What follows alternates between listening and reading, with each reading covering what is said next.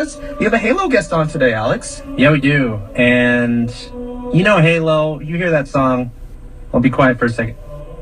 Yeah. It's like iconic. It's iconic. Everyone hears it and they're like, whoa, oh yeah. This is really random. And I'm ready. might be Randomness is great. Whenever I Been hear doing that a Halo lot music, today. Yes. I hate pizza, but I crave That pizza. is completely random. You know why? Why? Because this was like the LAN party game, and at LAN parties you eat pizza.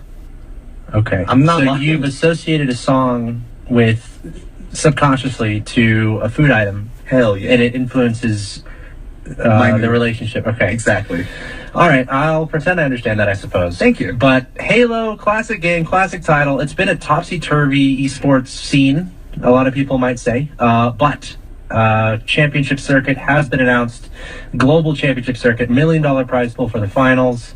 Minimum, because there's crowdfunding involved. I'll actually be heading over tomorrow to St. Louis to host the event there, where there is $50,000 in prizes up for grabs, and of course points for seeding in the Halo World Championships. And to help us get excited for this, we have a very special guest on the line, Tyler Turbo Knight from In Control Gaming. Tyler, how are you doing, man? I'm doing good, man. What about you? I'm doing excellent. To start things off here, do you want to introduce yourself to the audience here and kind of talk about your role in Halo and what you're doing this weekend? I would love to, man.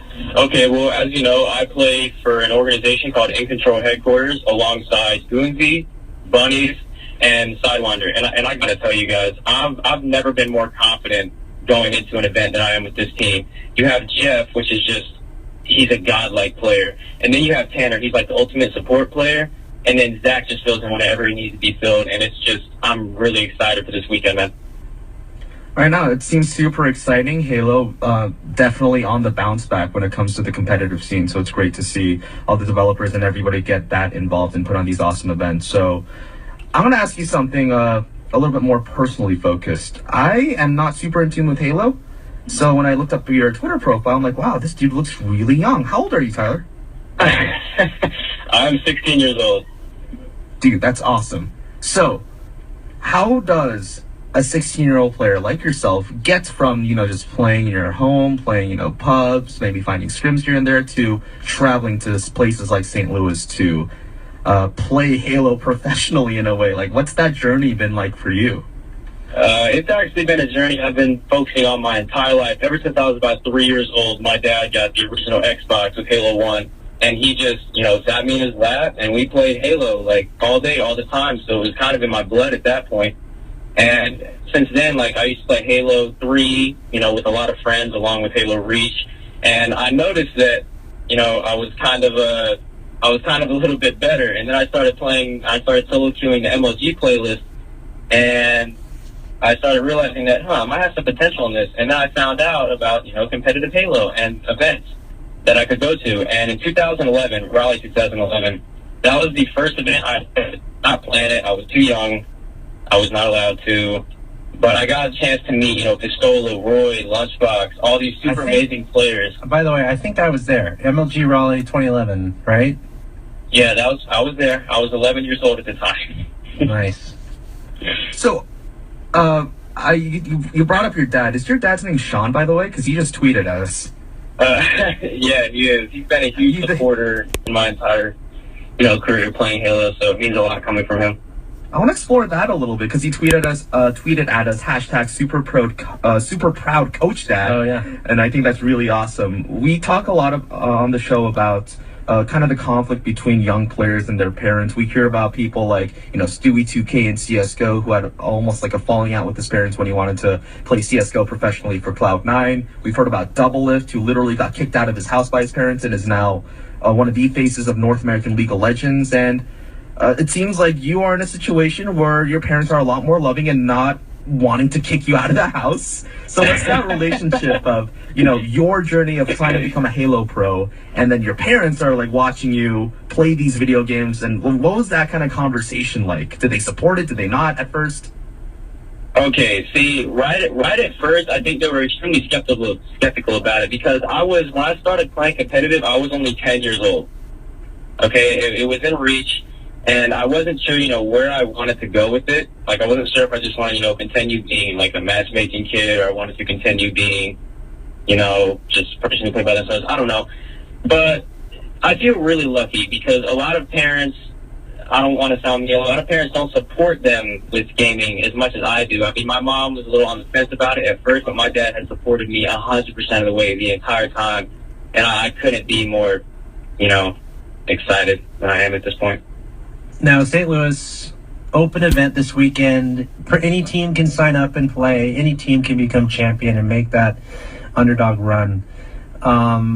And you said you've been effectively attending events for the past 6 years or so, and you're only 16 years old. Do you have, what makes these events special for you? Or what are your favorite moments that really come out of going and competing in different cities in Halo? Okay, this was by far my favorite. It was Iron Gaming Daytona last year. It was actually the first event I was allowed to play at because of my age, and I was really excited going into that event. And when me and, my dad got to the hotel because he wasn't sure how the scene was, he wanted to come check it out, make sure I was, going to be fine. And we actually surprised him with his own jersey. We had a Vanguard Gaming jersey waiting at the hotel for him, and we actually let him coach our team at the event. And it was really, really cool. It was a really awesome experience. Well, your dad coached your team? Yeah, he coached our team. Like, in terms of okay, I know in Halo, the coach role is something that's a lot more active than in other esports. CSGO, the coaches aren't even allowed to talk anymore. COD, they got rid of coaches completely for some odd reason, but in Halo, the coaches are responsible for, calling out, like, spawns, weapon timings, all that stuff.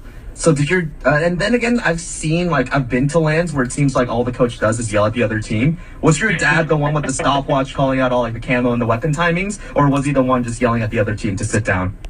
Both. That's what's up, man. Both. I mean, that's him. I mean, he was doing everything in his power to get us that win. So it was actually my first ever main stage match playing as well. That's incredibly special to be on stage with your dad. Like playing main stage matches at the age of 16, I'm feeling really self-conscious about myself. Is he making the trip to St. Louis? Yeah, he is. He's going to be there. Are y'all, I guess y'all are flying from, I'm not sure where you're from. Actually, we decided it would be more beneficial to rent a car and drive up there. Plus, long road trip, I love road trips. So, I decided to do that. It's going to be about 10.5-hour drive from here, so.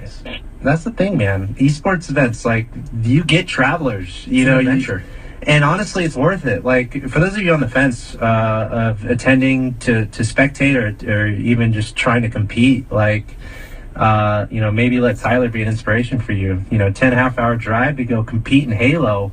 That's pretty awesome, man. Yeah, dude, I really appreciate all the support my parents give me. And before every event, I have to, have everything planned out, and I have to give them, this 45-minute talk about what is exactly going down, how I'm getting there, food, where I'm going, do I need clothes. I have to literally tell them every last detail. And I go so hard when it comes to that because I do not want to say no for an answer. I think it's awesome to make sure to see that they're making sure that you stay accountable for your own actions. You're prepared. You're ready for this tournament. I know we've been gushing all over how lovey-dovey your family is because, quite honestly, I feel like a lot of people out there are incredibly jealous of your experience. The fact that you have this bonding experience, that the fact that your dad is especially incredibly supportive, and that's something that's pretty rare in this scene, I would say. So really awesome to see that, but. Turning the attention towards Halo a little bit while we still have a little bit of time. In Control, going into this weekend event in St. Louis, is there anybody, how do you feel about your chances going in? Anybody you're looking out for? Anybody you're scared of? Anybody you're really looking forward to play? What are your thoughts?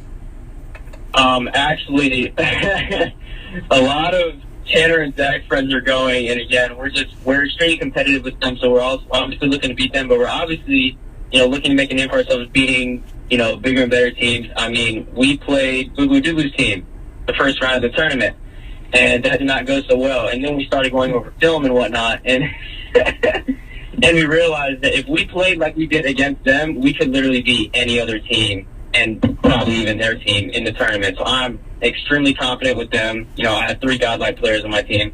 I could not feel any better. So in that sense, I mean, I suppose nerves, do they come into play at all for you? Because the idea of, going to an event, sitting down, you're across the screen from the people you're playing. It's not like the online environment where you're in your comfortable space and you're used to your environment. Like, you never know what variables are going to be thrown at you at a live event. So what are your thoughts on that going into St. Louis? Well, see, normally, I'm pretty sure this happens with everyone. I mean, a lot of people I know have had the same experience. But a lot of times, like the first series, you're kind of jittery. It's not really your best series ever. So, that might happen with us, but as soon as we get rolling, we are not being stopped. Like, I'm going off this event. And, like, at Daytona, I was really quiet. I didn't say much. It was my first event I was able to play at. I was kind of just, hunched down. I was kind of quiet. I was just doing me. But at this event, I plan on getting in people's heads. For sure. Well, that sounds like you guys are super high, very confident. The UGC HCS 50K qualifier, that's a lot of letters and numbers. This weekend in St. Louis, you're going to be playing there. Your team in control is going to be there. Axel Toss is going to be there hosting it. So, dude, you need to pull him and his dad on the desk at one point. Like, seriously, I don't know if you're in charge of that or whatever, but hey, make it to the final. We can make that stuff happen. Yeah, make it happen. Yeah, probably do that. Hey, if you see me, say hi, and I'll try to do the same. He's a tall, troll-looking dude. Not troll-looking, but he's kind of a troll. I'll be wearing a suit and holding a microphone, probably. So he's very handsome. Thanks, Josh. You're welcome. Go on. All right, Turbo, before we let you go, any last shout-outs, anything you want to say, talk trash to the other teams, anything you can say besides the F word, the floor is yours. Okay, well, I just want to give a shout-out to, my number one supporter, obviously, my dad and my entire team.